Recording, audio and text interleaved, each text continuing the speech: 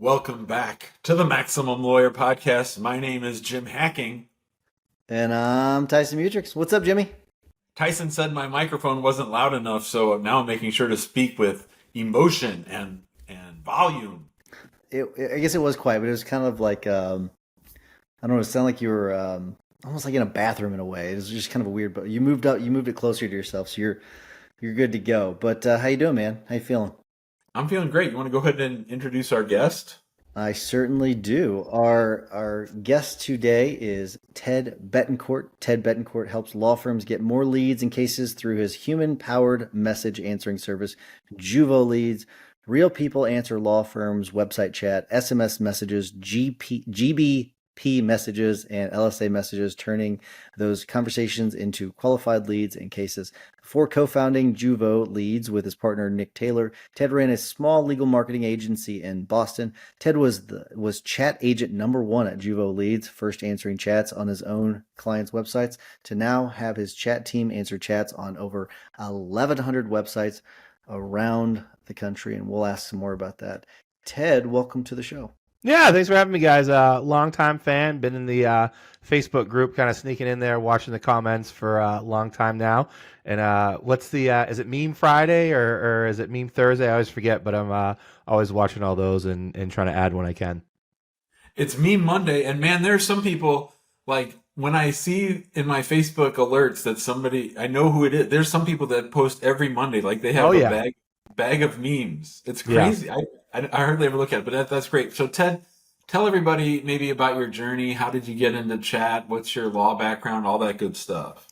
Sure. I went to law school in Cleveland in 2006, 2009. Midway after my first year of law school, my my writing teacher was like, Ted, this, I don't know if this is for you. And I didn't really like what I was doing. So I said, you know what, I'll get the MBA as well, and got out and started working in legal marketing pretty quickly.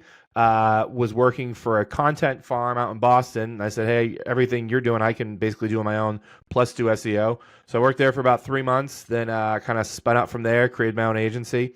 And by agency, I mean, one-man shop. I was doing a little bit of SEO, website building, and content for clients. Learned it, Google Ads, all the fun stuff for kind of a small shop. From there, my clients started using chat. It was 2014, 2015. Chat was kind of on the rise. There were a few big players in the market. And one of the problems is I had a client in Boston that he did PI, but he also did legal mal and bankruptcy.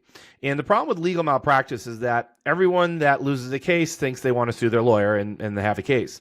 So the problem is with legal mal, you have to really filter those out. So it has to be a very tight situation, kind of like med mal. Like, you only want a med mal case if it's death, dismemberment, or, injury to a child for a lot of firms. So legal mal is kind of similar that, 1% to 2% of the leads are any good. So I kept asking my chat companies, hey, I need you to not send me these junk leads. They say, yeah, we'll do that. We'll make those changes. No problem. And I was using a few of them at the time. I won't say their names. Some of them are still in the market. They're like, yeah, we'll make those change. We won't send you these bad ones. We'll really filter these for you. So they'd say that, and then, a week later, the same thing was happening. 2 weeks later, the same thing was happening, and I just have to keep going back to them. So my firms were yelling at me, and I was talking to the chat companies, and they promised me everything was going to change, and it never changed. So eventually I got frustrated, and I said, hey, if you don't make this change, I'm going to fire you and answer their own chats. They kind of said, yeah, sure you will. So I did just that. I fired him and started answering my own chats and answering them the way my firms wanted me to answer them. First thing we did, we answered chats a lot faster. So we really measured our speed to lead and speed to chat response. I know for firms, how fast you call back a missed call or a form submission is completely relevant to your likelihood of turning into a case. If you wait over 5 minutes, you're losing 50% of them right then and there. So the same rules apply to chat. If it takes more than 30 seconds to reply to a chat, you've already lost about 60% of the chatters. So what we started doing is I started answering chats really fast, and I was filtering them out according to what my firms wanted. So when I did that, after a few months, I was realizing my chat leads were going up 40, 50%. And not only were they getting more leads, they were getting better leads. So they were more qualified leads. And qualified, if you don't know, is Latin in Latin is Juvo. So kind of based on that concept, we said, you know what? Maybe we'll try to make chat like a thing for this agency and use it to get more legal clients. We tried that, and that kind of pretty much failed. Couldn't get any more clients. I wasn't the greatest agency owner, if I'm going to be perfectly honest, but I was really good at getting more chat leads. So instead of having it be an add-on to my agency service, I decided to spin it off as his own company. And so it started as me answering chats on, my 5, 6, 7, 8 clients in Boston. Slowly turned into us answering chats on about 1,100 sites around the country. So, it turns out if you answer chats fast, you answer them well, and you do things that a few of the competition can't, you can really make a name for yourself in the chat world and get a lot more leads for your firms. So it's funny because we sent out a questionnaire to all of our guests, and the question we had asked, one of the questions we asked you was, there's like one thing that listeners can learn from, let's see, I want to make sure I read this correctly. If listeners only learn one thing from your interview, what would you want it to be? And you said butts, not bots, and you give an explanation. So I want you to talk about that a little bit, but I also want to get your opinion on using bots to filter, but then humans to communicate. So because that's something we do. We use bots to filter, and then we have our cares team that live chats with them. So give us your thoughts on butts, not bots, and then bots to filter, and then butts to communicate. Sure. So butts, not bots is kind of the approach we take, and it's not we don't believe that robots, as of right now, if you go in a chat and there's a bot company that tries to convince you that it's human, you're going to have a negative experience. As soon as someone realizes they're chatting with a robot, if it's a bad lead, if it's that's your whole approach, we're going to use a chat GPT powered, or click A, then B, then C, then D. That's not as an empathetic of a solution as talking to a real person. As soon as people realize they're on with a bot, they lose the chat. So you're going to lose a lot more chats when you use bots. And I say that, and I wish it wasn't true, because, a large percentage of my company's pay is to our chat agents. So if it was a lot easier and we would have more effect using robots, we'd do that in a heartbeat. But as of right now, it's still a lot more effective to have real people being the backbone of the chat environment. From a filtering method, there was a few ways to do it. So there's generative AI, and there's more kind of like the select A, then B, then C. So any type of chat GPT as faking a person, people are still picking up on it. You can't, as of right now, if someone realizes they're chatting with a robot, they're going to get frustrated and they're probably going to leave. There are ways to do it using filtering tools where you don't have it fake like a person, but you have buttons to select, and I think you're seeing this more now on different chat companies on the market. So if there's 3 or 4 buttons to start a chat, depending on what avenue you take. So maybe it's a PI firm that they want all their leads, but they have a friendly firm down the road that does bankruptcy. So if a button says, "Are you here for a PI matter or bankruptcy?" If they click bankruptcy, well, that's not really a good lead, but that might be a lead that they could send off to their partner, or their friend down the street. So if you use a filtering button to filter out the PI from the bankruptcy, it's not as good as having a person right then and there, but it's an effective solution from a cost perspective. So then you click that bankruptcy button, then basically a form pops up, they fill out that form, you're still getting bankruptcy leads, but you're not theoretically paying for them the same price that you would if you had a real human answer it. So it definitely can work. It's all in the devil's in the details with that. It's making sure the balance is right and that you're not showing a robot to your top leads. How far out do your chat agents take do they actually do signups and send a contract out of chat, or how far do they go? Yeah, so it really depends. It's everything what the firm wants. So we'll find out from the firm exactly how far they want us to take it. Everyone's a little bit different. So we have 7 ways we get leads to firms. We email them, we text them, we can call them if it's during business hours. I know everyone calls that something different. We call it fast dial. We can book consultations right on their calendar. We can add it to their CRM. It comes to our dashboard. They say we schedule it. Yeah, we can schedule it. And then lastly, depending on the circumstance, we can sign retainers for them right then and there. So usually for retainers, we usually have a different set of standards for retainer signing versus a regular lead. So maybe we'd send them a lead for a car accident within their state within 2 years. But if it happened within 90 days and there were physical injuries and they weren't at fault and they got in an ambulance, and they were the one they were the ones that was injured, the person chatting, then we could offer to sign a retainer right then and there for them. I'm so curious. I wanted to ask this earlier, and I should have asked it earlier. But what drew you to this profession? I know that you had some experience doing it, but what made you want to go all in? Because I mean, you have gone all in. I mean, you started the company and everything else. What was it that drew you to this? And I guess I'll add a follow up to that as well. Does AI concern you at all when it comes to the butts versus bots? Sure. Let me address the first one first. So honestly, I was ticked off. So one of the things that one of the big companies does, and I'm not going to say their name, but they're owned by a $1 billion company. So I'm kind of punching up a little bit because they're billionaires and I'm not.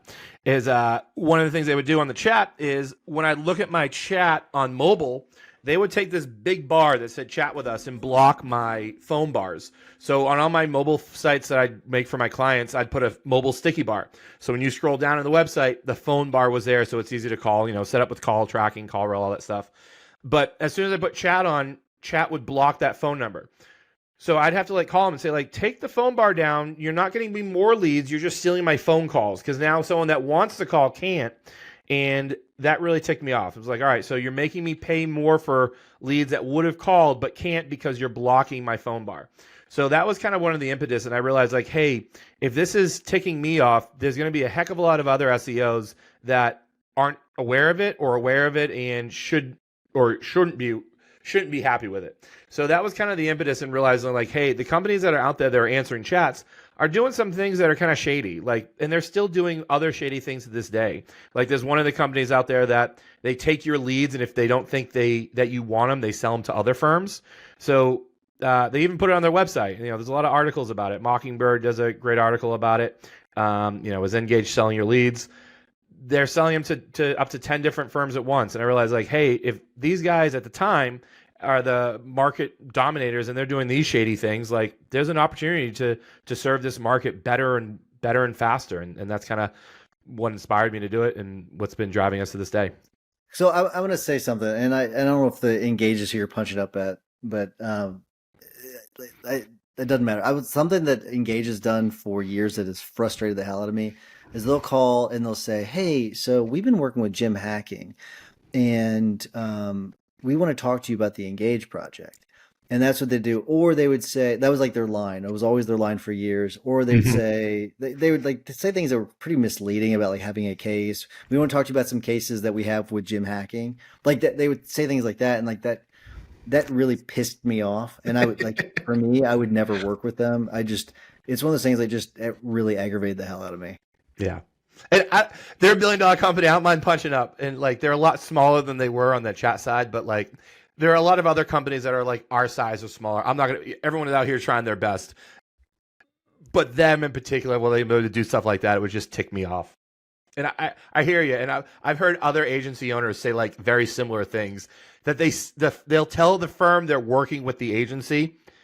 And then they use that as just way to get in the door to talk to someone. And then it's well, now you're talking to the firm and you got to tell them that you were lying. That's not a good way to start a relationship. You had another question. I forget the part two there, Tyson. Sorry. Oh, it was. I'll let Jim ask his question, and then I'll follow up with the next one.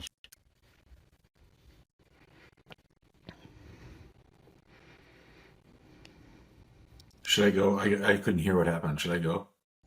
Yeah, go ahead, Jim. Okay. What do lawyers get wrong when they think about chat? Depends on the size of the firm. A lot of the smaller firms think, do I want chat or do I not? And they say, well, I don't like interacting with chat. So, if you're a smaller firm and you're not really digging into the numbers as much and you're kind of going off your gut, For the smaller firms, the feeling the message I get back is, well, I don't use chat myself. It's like, all right, great. This doesn't really matter.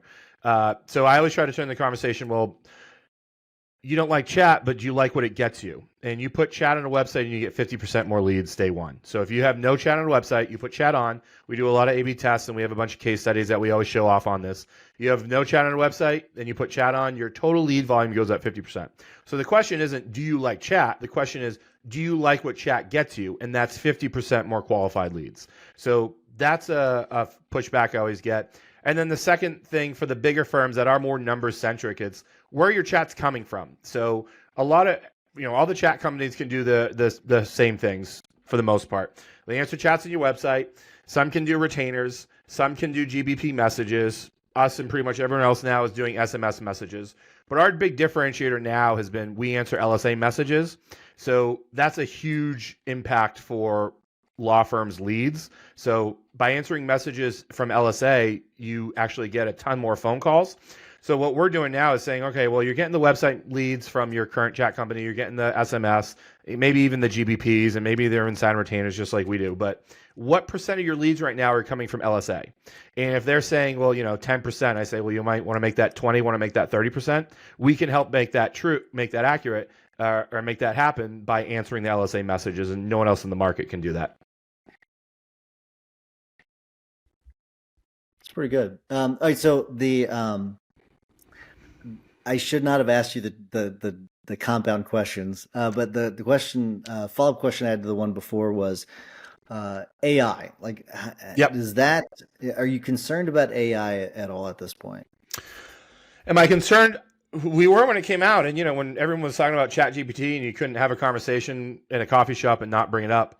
That's kind of died down a little bit. So the question is more to your first question. Am I afraid that it's going to take over? Maybe at some point, but as of right now, it's not. You can't fake a human. Will people be able to augment their existing chat with things like writing the summaries using AI, things like summarizing and opening, having different buttons to click to get to a real person, and having robots be on the less effective traffic? Yes, that's probably a reality and probably is happening as we speak. But I don't think it's going to happen in the sense that, or at least within the next 3 to 5 years, in the sense that it will replace humans answering chats. There'll always be a place for humans, at least for the next 3 to 5 years as we see it. But there are all ways to use AI to help supplement and speed things up or deal with some of the lesser valuable chats. I'm interested. I guess your chat responders are just sort of working out of their house. You don't have like a little factory where all the chatters are, do you? No, we just we thought of going that route, but like reality is like the greatest day of my life as a company was the day we hired our first chat agent. Like answering those chats around the clock 24/7, like it got a lot. So we just kind of started with hiring people online. We got lucky with our first few hires, and then we didn't really have all these processes in place. So, hire one went well, but then we started creating rules and systems. And our big thing is that we grade every chat that comes in on a 10-point scale. So our agents are hired, fired, paid, promoted, demoted based on their on their biweekly chat score. So I know we lose a little bit of the culture by not having like a call center, a center location, but we kind of do that as a company. We're remote. My partner's remote. Everyone works remote for us. So is our chat team. But we can do that because we have really, really tight controls. Like if a chat goes bad for whatever reason, we know about it before the end of the shift. We're dealing with that agent. And if it's a training concern, we address it from a training perspective. If it's another issue, we address it that way. But we do have a lot of controls in place. And it's, you can't do that with all businesses, but thankfully chat's pretty simple. Say the right thing, say it fast. Can we measure if they're saying it fast? Absolutely. Can we measure if we're saying the right thing? Yes. We just see if they're following the script and base scores based on that. How many chats can someone have going on at a time? Like what's realistic? And then how do you talk to us about how you oversee the chat people? I'd love to know about that. Well, because we're getting ready to bring in chat in-house for our intake team. And so I'd be interested to hear your thoughts on that. Sure. A few people have brought it in-house that Tried reaching out to Morgan and Morgan a few times. They brought it in house. I love sending him videos. I'm doing a chat on his website. I won't do this for other small companies, but I think John got the cash to float a chat or two. So I'll take a video of his chat team responding and seeing how long they take. They have 30, 40, 50-second gaps in those chats. When you take that long, that means you're losing dollars. Every time it takes you 30 seconds to respond to a message, you've lost about 40% of your visitors. So you can't take that long. Dollars equals time. So when you have those gaps, it means you're losing money. So from an overall perspective, if you're doing it in-house, measure the time it takes to respond for each agent for each chat. If you're not doing that, or if you're having chat agents do other things, they're going to prioritize doing other things because chats are going to come in 24/7. So if you'll bring it in-house, make sure you have 24/7 coverage and make sure that's a primary thing they're doing, because they'll do anything but answer those chats that come in around the clock when they're in the middle of an email. So if you're bringing it in-house, measure. Time to response is the number one thing you should be looking at and need to look at. Part two on that, how many chats can I answer? It's typically one. We always have overflow rules, so we always have to staff above and beyond what we expect for that day. But if sometimes our expectations aren't met, we do have chat agents that are handling more than once at a time. That's usually just because of overflow. And then within an hour, we have our OTs team jumping on and offering overtime to our chat agents who love to take it. That's good stuff. Love it. I think that last little bit is worth the episode because there's a lot of great information there. So awesome stuff, Ted. We are going to start to wrap things up. Before I do, Ted, if people want to reach out to you about Juvo, how do they get in touch with you? Come to our website, Juvo, Juvo Leads, Leads, and start a chat on the website. You can find out more about our service and book time on my calendar if you're interested in trying us for yourself. And our big thing is we give you a free 30-day trial. So try us on the website, try us free for 30 days, and see how effective we can be for you before you make a buying decision. Love it. Good stuff. All right. For everyone else, if you want to join us in the big Facebook group, we'd love to see you. Just search Maximum Lawyer on Facebook. You'll be able to find us there. If you're interested in coming to one of our quarterly masterminds in the guild, go to maxlawguild.com. We did open up Charlotte for non-guild members for anyone interested, but the tickets are going to be by the time you hear this, it may be sold out, but hopefully you can join us if you want to come. And while you're listening to the rest of this episode, Jim and I would love it if you would give us a 5-star review. That way we can help spread the love to other attorneys and law firm owners across the country. All right, Jimmy, what's your hack of the week? So for me, I have been critical of EOS in the past of not having a good people component, and I think ultimately I didn't understand it. The people behind EOS and Gina Wickman, they have a new book out just called People. So if you go to Amazon and look for EOS People book, I finally understand what the traction approach is to working with team members, and I think it's solid. So if you are looking for help in trying to get everyone bought into your core values, that does a really good straight line through of how to get buy-in and how to find the right people and how to test whether or not the people that you have are the right fit for your firm. So People, just go EOS People book, and it's pretty good. Cool. Nice. Very, very good. I know that's something that's always kind of, I don't know, bothered you, but something that you've wanted for a while. So really cool. All right, Ted. So we always ask our guests to give a tip or a hack for us. It could be a book, it could be a podcast, it could be a quote. You name it. What do you got for us? Sure. Well, I've been really putting a lot of effort into kind of work-life balance and not so much working less, but really spending time and effort trying to master the time when I get home and the time when I put the kids to bed. So just putting a lot of time into there. I really feel like it's made my work life a lot better just because I know I kick butt in the mornings, do everything I need to do with the kids, with the wife, get them happy, and do the same thing at night when I get home. So I'm just kind of really being a lot more cognizant and focusing on that hour window, leaving the house or, getting ready to work and that hour coming back and having everyone get settled in with that time of day.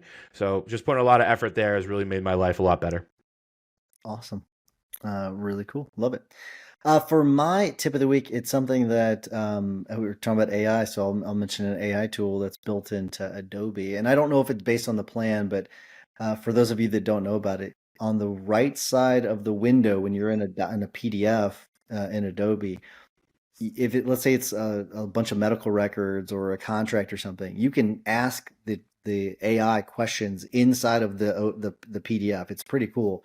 So for anyone that has not used that, and I know there's a lot of Mac users that may not use Adobe because you got built-in preview and everything else, but Adobe is pretty cool. They're trying to, you can tell that they're trying to, when it comes to the video products, when it comes to their PDF products, trying to implement AI as much as possible. I think they're playing catch up, but they are trying pretty hard, and that tool is really, really helpful when you're trying to find certain information about a PDF. So really cool. So check it out. Ted, thanks so much for coming on. Appreciate it. Good luck with Juvo, and hopefully people will reach out to you if they're interested. Thank you very much. Thanks, Ted.